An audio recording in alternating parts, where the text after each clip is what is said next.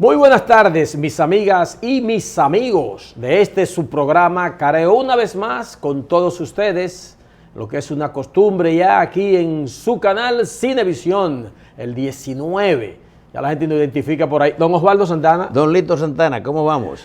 Yo me siento bien, con ánimo de Yo chapalante. también, saludos amigos, aquí de nuevo en otra versión de Careo, como cada sábado. Sí tenemos, Osvaldo, no sé si mucha gente que sigue el programa, porque son amistades de tantos años de uno, que lamentar el fallecimiento de un amigo, periodista, comunicador, pero excelente persona, un hombre participativo, solidario, Conde Olmos Gulliver, es su segundo apellido. Gulliver, que lo conocí trabajando en el periódico El Siglo. No es que yo sea tan viejo, pero fue como en el año 97, por ahí, debe hace 25 años ya. Y era un hombre tan dispuesto a darle su apoyo, su solidaridad, y excelente fajador en el trabajo. Falleció el pasado sábado. Y nosotros nos queremos unir a sus familiares, a sus seres queridos, a la gente que lo conocía, que de una u otra manera tuvo relación con Conde Olmos. Sí, y un hombre de una gran integridad personal, también consecuente con sus ideas, un conocedor de los asuntos internacionales. Él trabajó en varios sitios, esa materia, ¿verdad? El tema internacional era manejado rutinariamente, a él se le encomendaba esa misión y escribía muy bien, y correcto, sencillo, humilde, no nada, jamás prepotente, pero lo doloroso del caso no es solo su muerte, nuestro pesar, un colega periodista,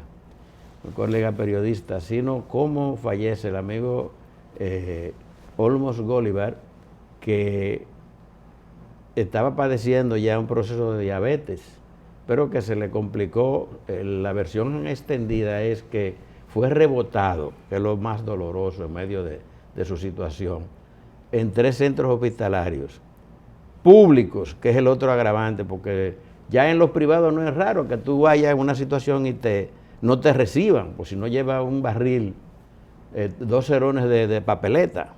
Pero estos son centros públicos.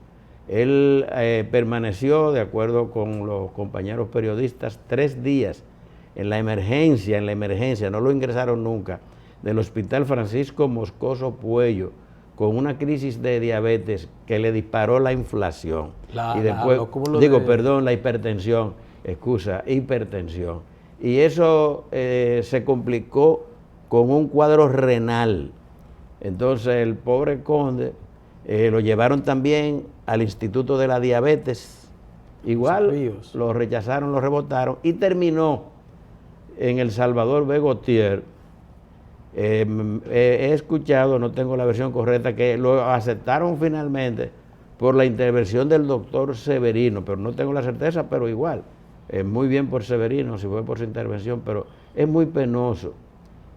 No solamente que al colega Olmos Gulliver le haya pasado eso y finalmente muriera, sino ese cuadro en que se ven muchos dominicanos que van a una emergencia y si no tienen el carnet del seguro de salud, son rebotados si no tienen un barril de dinero o 2 cerones de dinero, no lo reciben. Entonces es solo otro reflejo más de lo deshumanizada que está. Uno no puede atribuirle la culpa a toda la sociedad, pero digamos que esta época, y especialmente estos centros de salud que no entran en nada cuando se trata de su dinero. Uno dice, Osvaldo, la época, a veces quizá uno no sabe la intríngulis, como dicen los técnicos del problema, pero se supone que el Estado tenía que, o tiene, ¿verdad? En algún lugar de la ley, de la Constitución, qué sé yo. Bueno, la Constitución reconoce el derecho a la salud, es un principio fundamental. Claro, entonces no va a haber nunca un régimen de consecuencia, o no habrá algo estipulado que si una persona va a un centro de salud pública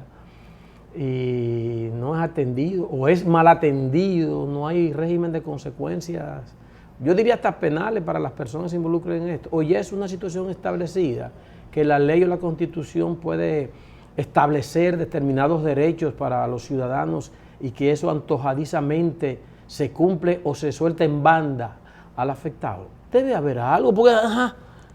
Bueno, yo no sé si digamos que los colegas que están agrupados en la Asociación de Periodistas de la Salud, o el mismo colegio, creo que Vía Olivo de León, que hizo un pronunciamiento, van a requerir que el Sistema Nacional de Salud haga algo, investigue qué fue lo que, con presión lo que pasó, y que haya algún régimen de lo que tú llamas de consecuencias, de sanciones. Porque esto la verdad es que no solamente provoca este tipo de situaciones, daños a la persona con consecuencias como la muerte, terrible, ¿verdad? Porque la vida es el primer valor del ser humano, sino que también muestra como ese lado tan malo deshumano de los seres racionales que se supone que habitan este territorio. Bueno, paz a los restos de Olmos. Esta semana, Osvaldo, mis amigas y mis amigos, fue una semana de mucha lluvia, sorprendente, de nuevo, marzo, en lo que denominábamos antes los tiempos de estiaje, en el que las lluvias eran escasísimas, incluso asociado a los tiempos de la cuaresma tradicional. Pero marzo vino con, no sé cómo vinieron las cabañuelas en el tercer día del año. En el tercer día del año, en el día 3. Pero de verdad, hubo un momento que el COE llegó a declarar 17... El Comité Nacional de Operaciones de Emergencia. Sí, uno lo asocia como si fuera ya algo, como el pan nuestro de cada día. 17 provincias en distintas regiones del país en emergencia en marzo. No sé si uno ha tenido temporadas como esta, así, pero la situación apretó mucho. Y eso que la temporada ciclónica, que es cuando estamos acostumbrados a activar los organismos de socorro y los organismos como el COE, es el 1 de junio que comienza. Y ahora que estamos en marzo, nos falta abril, ¿verdad? Que ya comenzó precisamente ayer, y mayo completo, si ya estamos en esta situación. Está anunciado, aprovechar la ocasión para decir que este va a ser un año activo en la producción de fenómenos. La ocurrencia de fenómenos. Se están pronosticando que entre 16 y 20 tormentas con sus nombres, cuando le ponen nombres que son significativas, y también de 6 a 8 huracanes que pueden ir a más de 74 millas por hora o 119 kilómetros por hora. Es decir, 2022, dicho por los tradicionalistas como yo, un año hembra, un año pare. Es un año que uno suponía que iba a ser bueno para la agricultura. Considerado que este va a ser un año que donde va a predominar el fenómeno de la niña, que es de abundancia de agua y no el del niño. Creo que vi algo por ahí que hablaba de eso. También hay que pensar en el cambio climático, pero tú hablabas de un hombre como tú, tradicionalista, iba a decir que... Sí, que cree en esas cosas ¿De qué? Que tu cábala, vamos a ver. Sí, no, que se establece eso de los años pares o no. Entonces, bueno, pero... mucha gente le ve significado que al ser un año par es lluvioso. Es lluvioso. O bueno, por par será femenino también. Femenino, bueno, por eso es la hembra. El femenino siempre es bueno, es favorable, es pródigo. Sí. Pare, da frutos. Exacto. La pausa. Pero hay que decir algo, pues no se puede quedar así. Estas lluvias, pues tú en algún momento, no sé, como que la presenta como un problema. Pero las lluvias siempre van a ser una oportunidad. Decían que la lluvia siempre paga, porque quedan las aguas, se llenan los embalses, ¿verdad?, de las presas, los ríos se restauran, la agricultura se supone que florece. Este año, desde enero, ha estado salpicado de agua, de lluvia, y no se le puede ahora, precisamente que estamos en un tiempo peligroso, lo que tiene que ver con la producción de alimentos, esta vez a fenómeno natural inverso, contrario. Sí.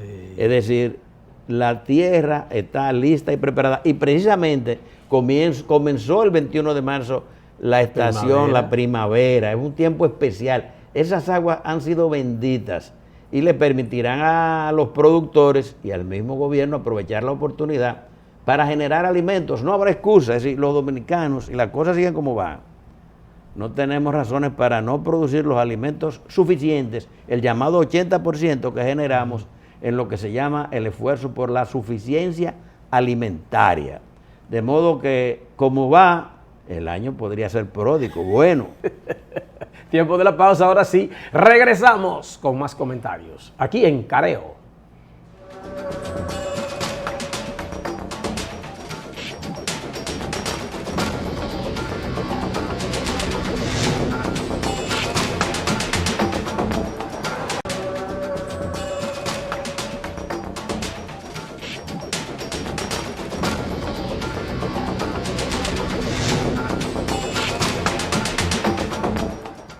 Muy bien, estamos retornando ya con todos ustedes aquí en Careo por Cinevisión, su canal 19. Don Osvaldo, esta semana el Congreso de la República, exactamente la Cámara de Diputados, fue centro de discusión. Muchas noticias se generaron ahí por varios motivos, pero uno de ellos, en el que nos queremos detener en este momento del programa, está relacionado con un proyecto sometido por el Poder Ejecutivo, un proyecto de ley en el que se está pidiendo una especie de licencia para importar productos de la canasta básica. Se habla de 72 productos, pero lo que uno más conoce prácticamente son las carnes y en las carnes el pollo, las partes de cerdos, arroz, habichuela, aceite, legumbres, en fin, la canasta familiar. Con tasa cero significa que van a pasar por la aduana sin pagar impuestos. En principio creía que era que algunos países no iban a hacer una especie de facilidades para darnos esos productos, pero también yo me acuerdo que la mayoría de los países están igual que nosotros, que son bendecidos los que tienen productos en excedencia para vendernos a nosotros lo que no hemos podido producir y se nos ha disparado entonces el costo de la vida. Y alrededor de esta propuesta del gobierno, Osvaldo, se ha generado un gran debate. Incluso el PRM, que es el partido de gobierno con la mayoría en la Cámara de Diputados, debió emplearse a fondo para poder aprobar en primera lectura ese proyecto de ley. Hubo un primer intento, no había quórum, no estaban los 96 presentes para esto y los de la oposición se están negando a esta situación. Pero en una segunda convocatoria el PRM logró llevar más de su personal y lo aprobaron, aunque se está cuestionando si lo aprobaron con mayoría simple de los presidentes o con las 2/3 partes. Fue con mayoría simple. Con las 2/3 partes que según también los expertos establece que como una ley orgánica debía tener un privilegio. Con la en el modificación, Congreso. ¿verdad?, impositiva. Exactamente. Requiere una legislación orgánica y dice que los informes relativos al estudio de esa pieza fueron aprobados bajo ese parámetro, digamos, sí. Sí, de mayoría calificada. Otro debate alrededor de esto que ya no es el Congreso, es en la política, los economistas, los líderes de organizaciones partidarias que están planteando que no es conveniente, que es improcedente, que traer productos del extranjero a tasa cero significa ponerlo en el mercado más barato que la producción local, que por cierto está saliendo muy cara por los altos insumos que deben los productores y los agricultores en sentido general comprar para mejorar sus cosechas o su producción animal. Entonces dicen que sería un golpe, en su lenguaje radical, mortal para la producción criolla y para los productores naturalmente que están detrás de esos trabajos. Bueno, pero hay que ver el tema, yo pienso que en su verdadero contexto, ¿verdad? Porque eso no surgió de la nada. La iniciativa del Poder Ejecutivo para someter un proyecto de ley al Congreso para eliminar los impuestos, que es transitorio, dicho sea de paso, para favorecer a los consumidores. Esa es la intención. ¿Pero por qué? Es por la situación especial que está viviendo el mundo. Primero, la crisis y la depresión, ¿verdad?, que hubo con el problema de la producción de alimentos a base y altos precios sobre todo, a base de la crisis generada por el COVID, ¿verdad? El mundo se paralizó, todo lo que sabemos. Se complicaron los transportes, los costos, los commodities famosos, los insumos que se necesitan para la producción, sea de alimentos o de diferentes tipos, sea directamente para la agricultura o para la crianza de animales. Y ahora con la guerra de Ucrania, dos grandes graneros de la humanidad, como son Rusia y Ucrania. Y además no es solamente dos grandes productores de granos, sobre todo de trigo, cebada, suplidores del mundo, más del 17% producen, que no van a llegar a los mercados. Es un reto también para los países latinoamericanos, grandes productores, Argentina, por ejemplo. Pero ¿y quién llena ese vacío? Que por cierto he visto también que China ahora en esta coyuntura precisamente está demandando y pidiendo más alimentos. Ustedes saben cómo es el impacto de esa nación en el mercado de los alimentos. Entonces, el gobierno ante esa situación de carestía generalizada, porque nosotros no producimos todo lo que consumimos, tomó dentro de un paquete, también hay que decirlo, de medidas que el Poder Ejecutivo para tratar de atemperar o disminuir el impacto de la inflación, que es otro proceso en desarrollo, está complicado, ¿verdad? Sí. El mundo presentó este proyecto al Congreso con el propósito, más que de favorecer a los productores, obviamente, para que esas rebajas o esos no aumentos, porque no es que van a venir regalados, como tú decías, no es que van a venir a menos precios, no, pero por lo menos quitarle los gravámenes locales para que le pudieran llegar a menos precios a la población. Entonces, se ha desarrollado, ahí es que está la diferencia, la fuente del conflicto en el Congreso,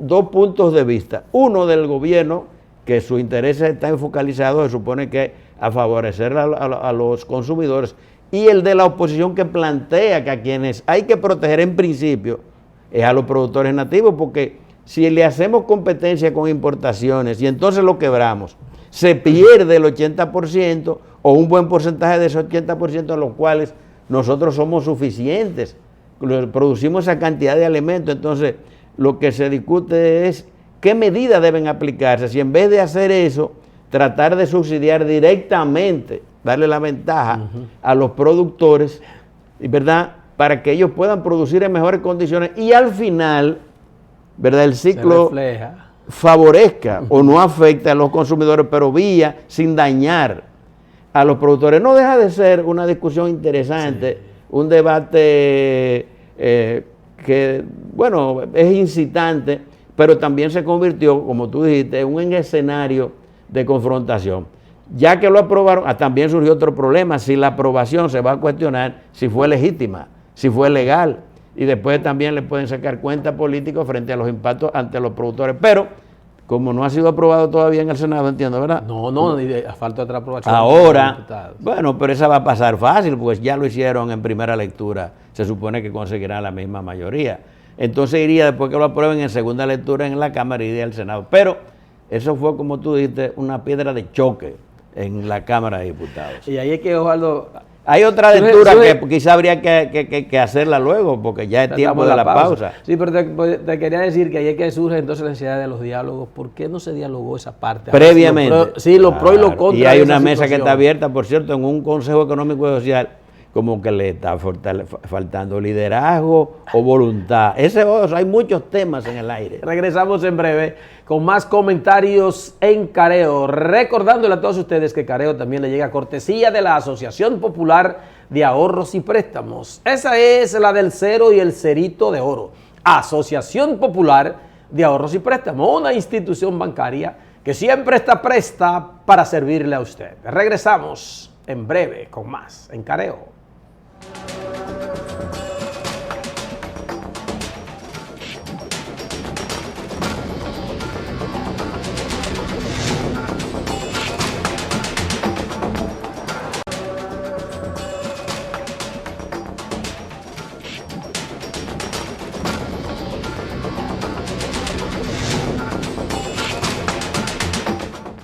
Muy bien, estamos retornando con todos ustedes aquí en Careo. Bueno, Osvaldo, sumado a esto que tú explicabas de un problema que está afectando a toda la humanidad, la inflación, veo un debate que se está generando en Europa con relación a cómo adquirir gas, que también viene de Rusia y Ucrania y esa zona para una buena parte, la producción. Sí. Estados Unidos también produce gas, pero sí, no tanto como ellos están, como dice Alemania, que el gas nuestro es el de aquí, de Rusia, lo vamos a traer de... Bueno, que ahora pidió, Rusia advirtió a la Unión Europea que tienen que pagarle el gas que le suplen en su moneda, que es el rublo, ¿verdad? El rublo, sí. Y que si no le van a cerrar la llave. También no hay guerra nada más con tiros y cañones. No, es una guerra económica y de imagen, el pobre de Ucrania que está sufriendo. Entonces, aquí, pero tú hablabas del gas. Yo no voy a decir que ese gas de por allá tenga que revelarse aquí, y ¿por qué no? Ya la Superintendencia de Electricidad está anunciando un alza de tarifa para el mes. ¿Cuándo comienza la temporada ciclónica? En junio. No, comienza desde ya esa nueva, desde abril. No, dice que ya comienza, pero que viene en la segunda tanda. Recuérdate que hubo un primer aumento de la tarifa eléctrica a fin del año pasado. Sí. Es por 3 meses, que es un acuerdo. Yo no entiendo ese pacto del pacto eléctrico en el Consejo Económico y Social. Se acordó el pacto eléctrico y parte de esos acuerdos que lo firmó la oposición y la sociedad civil conlleva el aumento de la tarifa eléctrica. Sí, y hay pacto para otra cosa. Eliminar. Nunca hay pacto para bajar cosas, eso lo hace el gobierno directo. El hecho es que va a subir la tarifa eléctrica. Otra vez. Y estamos hablando precisamente de que el gobierno está tomando medidas especiales para evitar que eso ocurra. Pero entonces, en medio de esta situación, la Superintendencia de Electricidad se destapa con esta posibilidad de un aumento que va a afectar. Es que eso está planificado, Lito, no es que se destapa. Pero pudo verse también ahí atenuado. No, pero ellos tienen que cumplir, eso fue negociado y pactado. Uno pues lo sufre, pero eso fue un acuerdo, ellos tienen que seguir, no hay de otra. Pero se sigue en esta situación, y uno quisiera ver cómo de una u otra manera podemos ir atenuando, porque desde el punto de vista político, mis amigas y mis amigos, es un impacto directo al gobierno, a la popularidad del gobierno, que puede ser manchada, ¿verdad?, con estas situaciones que se están dando. Y sobre todo cuando son cosas puntuales que tú no estás destinado a verlas dentro de 1 año, 2 años, 3 años, son cosas de ahora. Junto con, aunque por otra parte se está hablando de que el peso se está valorando frente a lo que es el dólar y que está cogiendo mucho más prestigio, para decir algo así. Sin embargo, es difícil también, Osvaldo, conseguir el peso en la calle. Eso de que se está... Bueno, es una discusión, pero tú hablabas de... Yo te corregí, pero yo veo precisamente una nota de Cándida Costa que dice que el nuevo aumento en el listín de la tarifa eléctrica va a ser a partir de julio. Pero son trimestrales. La primera fue a fines del año pasado, se modificó la segunda. Bueno, será que el periodo de aumento que está en desarrollo, la nueva para el segundo semestre. No es por trimestre que la están aplicando, pero dice ella aquí que es en junio, pero bien. 1 de junio. El tema es que todo eso se refleja en la calidad de vida de la gente y las empresas también. Eso lo impacta a todo. Porque no es solamente el servicio para las viviendas, va a afectar a los clientes residenciales en un 9%. Y también eso es para todo el mundo. Entonces, y los aumentos incluso van a incluir a pedernales, que se denomina algo así, que es circuito aislado. Aislado, porque tiene su propia planta ya en pedernales. Y también obviamente se van a todo el mundo, los servicios, el sector productivo, de modo que los incrementos y no son chiquitos, ¿no? Porque tú lo ves por kilo el aumento del porcentaje, pero cuando tú suma todo el consumo, eso tiene un impacto tremendo. Entonces, imagínate, los negocios, las empresas tienen que sobrevivir. Entonces, ¿qué ocurre? Cuando te aumentan el insumo principal, empresas que dependen, que se mueven con energía, ¿qué van a hacer los otros? Subir el precio de sus productos o servicios. Sí. Entonces, eso es tremendo, pero también el dinero, como tú dices, no es que no aparece, acaba precisamente el Banco Central de anunciar un nuevo aumento de la tasa de un 50 puntos. Estaba en 5, estará entonces en 5.50. Eso significa que para tú coger un financiamiento, que las tasas estaban a un determinado nivel, ahora se incrementa de esa manera. Sí, es decir, el dinero se pone más caro para hablar. Si tú vas a buscar un préstamo para lo que fuere, los intereses van a subir. Claro, probablemente se buscará. Dice que esas son medidas globales que la mayoría de los bancos centrales en el mundo la están adoptando. Y el propósito es, por esa vía, tratar también de atenuar la inflación. La inflación es el fenómeno global, lo impacta todo. Entonces yo creo que ahí es que depende un poco la habilidad de los administradores de la cosa pública para ver cómo esta situación afecta lo menos posible los bolsillos de la gente. Y yo creo que ahora mismo ahora mismo desde el punto de vista político es donde la oposición está, digamos, haciendo más caldo del cultivo, ¿verdad?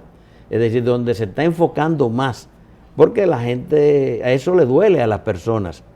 Cuando te aumenta, por ejemplo, tuviste ahí el nuevo, que se inauguró una nueva ruta, que existía, un nuevo corredor, pero existía, lo tenían los trabajadores del concho o los choferes con sus conchos, pero ahora se abrió un corredor en un sector tan crítico como el transporte, muy positivo, pero antes cobraban las guaguas, yo creo que eran 15. 20, 25, depende del tramo. Sí, bueno, sí. Ahora se va a cobrar 35, entonces el grito, el servicio es necesario, lo han adecentado y todo, pero todo también eso va al mismo punto, al costo del bolsillo. Sí. Y si tú vas, también suben los medicamentos, si vas a la clínica, todos los médicos también. Es decir, quien está sufriendo mayormente de todo eso es el consumidor. Pero sobre todo, hay que decirlo, la clase media, porque los más pobres viven siempre mal y uno se compadece y todo. Pero también hay que decir que los más pobres tienen los apoyos, por ejemplo, de los muchachos en las escuelas que te reciben el desayuno, el almuerzo escolar, tienen los subsidios, bono gas, tienen las famosas tarjetas. Supérate, por cierto, oye, qué superación, el toletazo que dieron a Supérate. ¿Qué es lo que está pasando? Vamos a la pausa, Osvaldo. Regresamos con más en Careo.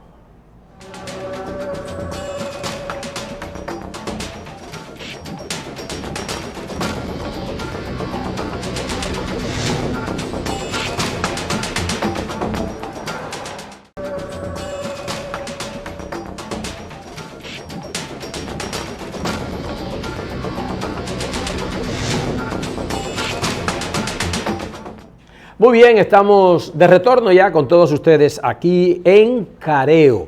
Bueno, Osvaldo, esta semana te decía al comienzo del programa fue muy activa. Está el caso de los profesores dominicanos que iniciaron un proceso de lucha, de paro, de piquete, de actividades, buscando un ajuste, dicen ellos, que un aumento de salario. Y como tú decías en el programa anterior, fueron más directos en esta ocasión. Sabemos que hay muchas dificultades, el mundo está en esto, ¿verdad? Los problemas que hay para gobernar, pero también el tema salarial es algo grave y ellos se han enfocado en eso. Están diciendo que no es suficiente lo que ganan y estamos casi nosotros avalando sus reclamos con todo lo que hemos explicado ahora de estas inflaciones y cómo hasta allá la energía eléctrica también va a sufrir un aumento. El asunto está en la metodología que se está usando para los reclamos. La educación pública es uno de los servicios que más necesita la población pobre. Los maestros no es que son pobres, pero regularmente han seleccionado esas carreras viniendo de abajo con alguna facilidad, incluso que le da el mismo Estado para escuelas de magisterio con ciertas comodidades y economía para la gente de clase media baja y la gente pobre. Pero entonces están, como es una tradición ese gremio, llamando a huelga en los centros educativos donde están los pobres, que es otro toquecito más para la situación económica de la gente más desposeída. Creo que hay que sentarse a dialogar con esto. Incluso el presidente Abinader había hablado ya con ellos le dijeron que lo resuelva con el ministro, pero que si el ministro no resuelve la situación van a tener que volver donde el presidente de la República. Mientras tanto, una vez más, son los desposeídos, son la gente pobre, las que cargan con las consecuencias. Y eso es, tú decías ahorita algo que es clave. El gobierno trata de sobrevivir sin golpear mucho a lo que producen las grandes empresas, los grandes servicios, pero tampoco puedes tirarle todo a los de abajo, que son los que crean revueltas y crean situaciones que nadie desearía en estos momentos en nuestro país o en todos los países del mundo. Son ellos los que pueden generar situaciones de violencia, incluso cuando ya no aguanten más. Como era que decía el Merega, que si siguen apretando la tuerca se puede correr la rosca.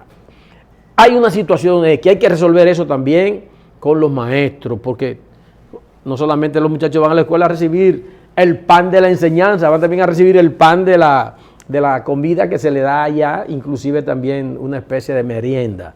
Un tema que se le abrió al gobierno ya con convocatorias a huelga, Osvaldo, y que la ADP sigue con una fortaleza increíble, pues ningún profesor fue a dar clase. Bueno, pero el presidente Abinader abordó precisamente esta semana que recién acaba el tema. A él le preguntaron y él dijo que él se iba a convertir en un mediador entre la ADP, si fuese necesario, y el Ministerio de Educación. Pienso que si no hay una solución, él va a mediar. La ADP está pidiendo, que de recordarlo, un 25% de ajuste salarial. Y el ministro le ha ofertado al ministerio un 7%. Hay una gran diferencia. Pero los profesores, ellos no se detienen, ellos disparan, ¿verdad? Comenzaron con el paro del viernes de la semana pasada y ya están anunciando algunas movilizaciones regionales, hubo paralizaciones. Obviamente siempre vamos a estar en contra de las huelgas en los centros educativos. Eso hay que garantizarlo. He visto que los médicos, no hay que verlo, es la realidad. Los médicos no, los maestros han sido en los últimos años, sobre todo, dígase, a partir del 4% para la educación, ese pacto por la educación que lo suscribió el presidente Danilo Medina. Desde entonces el salario de los maestros se ha disparado, ha mejorado consistentemente. Es la verdad, pero ¿qué era lo que pasaba? Que tenían sueldos de miseria. Sí, entonces las mejorías que han habido, hay un tope que creo que anda por los 50,000 y una mínima de 30. Entonces los sueldos están fluctuando entre 30, 50, 60. Depende tanta, las especificidades, etcétera, etcétera, etcétera. La realidad es que volvemos al mismo punto y no queremos cansarlo con eso. Es lo que está pasando. Ellos también tienen carencias, necesidades. Yo no me puedo oponer, yo no puedo hablar contra la demanda de los profesores de que se les reajuste el salario. Eso casi es una cuestión de principio. Sí. Porque que se le ha alterado la forma en que viven, el costo de su vida. Tienen necesidades.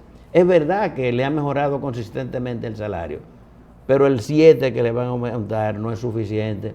El gasto en educación, el Ministerio de Educación, que es el ministerio, ¿verdad?, que gasta más, que tiene más costos, ¿verdad? Porque se trata de una nómina muy grande. Pero son ellos los que tienen que reciben la mayor parte, ¿verdad?, de ese dinero, y también hay que entender lo que son las necesidades de los estudiantes.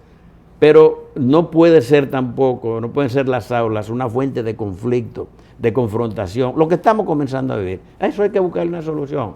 Señor ministro Fulcar, siéntese con los maestros. Él no fue dirigente sindical, sí. Él había sido funcionario de uno de los gobiernos anteriores, es un hombre del área. Entiéndase con los profesores. De hecho, lo que dijo el presidente Abinader, si él es como lo es, ¿verdad? Hay que suponer que lo es, inteligente, lo que le está mandando a negociar. Cuando él dice que si no se ponen de acuerdo, él va a tener que mediar. ¿Qué es lo que le está diciendo? Resuelve ese problema. Y resuélvelo con inteligencia.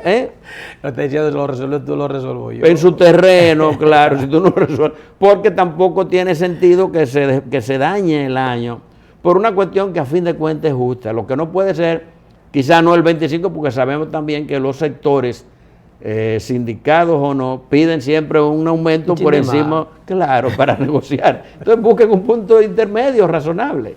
Pero lo que no se debe permitir ni aceptar es que por falta de una gestión dialogante, ¿verdad?, o por un exceso de protagonismo de los profesores, se produzcan los paros y las movilizaciones innecesarias. Y que vi algo, ya vamos a la pausa, pero que vi algo que me llamó la atención, una asociación, federación, confederación, como la llamen, piqueteando entonces al ADP, reclamando que no le impide. De padres. Entonces ahí viene, hasta un problema puede venir, porque cuando tú estás al frente del gremio, voceando cosas y viendo un profesor... No relaja, eso parece que mandado. Bueno, digo yo, vamos a la pausa entonces. Pero ocurrió. Regresamos con más en Careo.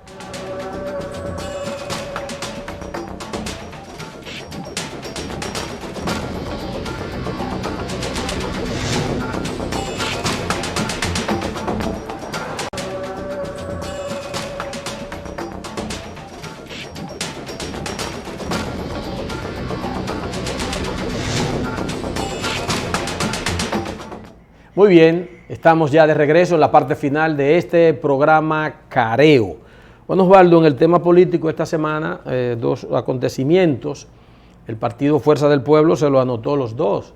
Primero, la salida del señor Rafael Paz, que estaba en el comité político del Partido de la Liberación, candidato a senador por el PLD por el Distrito Nacional. La principal plaza política, no de votación del país, que es el Distrito Nacional. Fue el candidato del partido de gobierno en ese momento, que era el PLD, perdió las elecciones de Farideh Raful del PRM.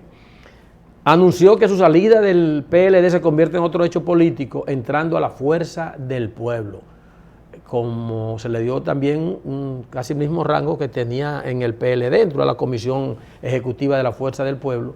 Y lo vi muy activo, de inmediato convocó a una reunión, o no sé si fue un accidente o una coincidencia, con la Asociación de Industria de la República Dominicana, donde invitaron a Leonel Fernández a explicar. Yo creo que él trabajó para el Consejo de la Empresa Privada. Sí, él era vicepresidente. De declararse PLDista. Un vínculo con ese sector parece. Y otro acontecimiento fue la salida también o la llegada, no puedo decir salida porque no tengo constancia de que esté en otro sitio. Era del PLD, sí. Nercia Marmolejo, sí, Nercia Marmolejo. Ella fue una funcionaria casi de todo tiempo, de la DIDA, la dirección de... Yo no sé, casi toda la administración del PLD. Sí, pero nunca le veo una vida tan activa de candidatura y esas cosas. En la política. Pero ella sí pero ella es fue un ícono. Diputada. Sí, en un tiempo. Una dirigente sindical. Fue un ícono del movimiento sindical y se instaló ahí en la DIDA con la creación de la ley y los movimientos que han habido ahí. Ella se encargaba de darle protección a los usuarios, a los dependientes. Dice ella que se está yendo con su equipo político.